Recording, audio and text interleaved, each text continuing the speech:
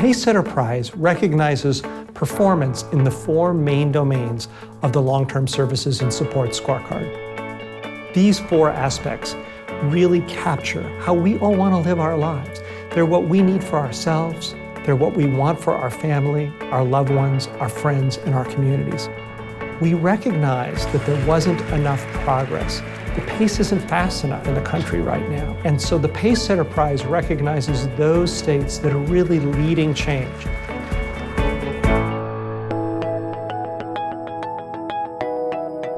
Some people don't understand what it's like to do this job. It can be very lonely, and as long as you have that phone number or someone to call, it's very helpful and relieves the stress. We don't expect to be in this situation. You don't plan for it, and you don't reach out for resources that are probably there, but you don't think you need them. We focus not only on those that receive supports from public programs, but also those that invest their own dollars in services and supports.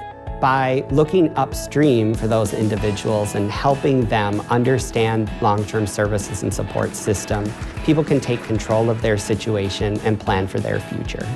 It really is a reflection of many years of work across our state to be innovative and to develop and support the efforts of caregivers, paid and non-paid, doing this really important work.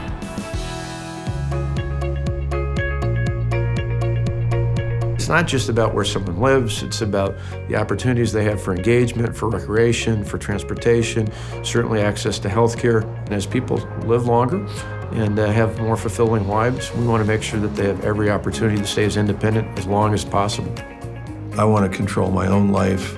I want to decide how I spend the day, where I live, who I live with, what kind of support I need, and who's going to give it to me and when I'm going to get it. Our systems should be built by the people who use them so that not only is their voice a part of building it, but they feel like they own it. The goal should be, as it was here, get everyone possible into a program that provides as many choices and as much opportunity for independence as possible.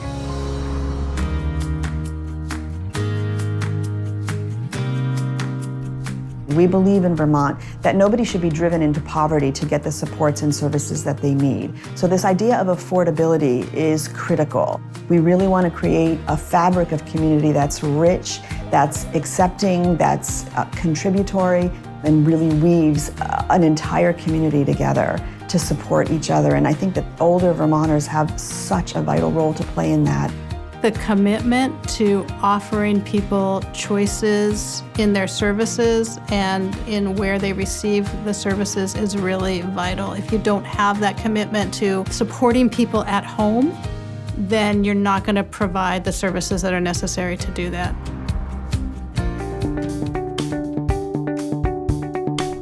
Effective transitions means that people get the right care in the right time, at the right place. Moving from hospital to home or from nursing home to home are moments of great risk, great change, and getting the right services organized in just the right way is critical to successful transition.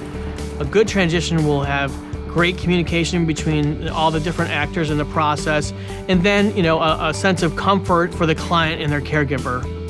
So there are a couple things about New York that other states really ought to emulate. One that's really important is this idea of increasing the range and quality of home and community-based services. The other is really thinking through housing policy in a way that provides robust choices for families and individuals. When we look across the 4 states that are the winners in this year's Pacesetter Prize, what we see is a fundamental commitment to change at every level of government and at every level of service provider. These states have a plan, they've committed to these plans, they've worked tirelessly over time to get there, and the results show. The Pacesetter Prize shows that any state can improve, and that every state has the opportunity to improve.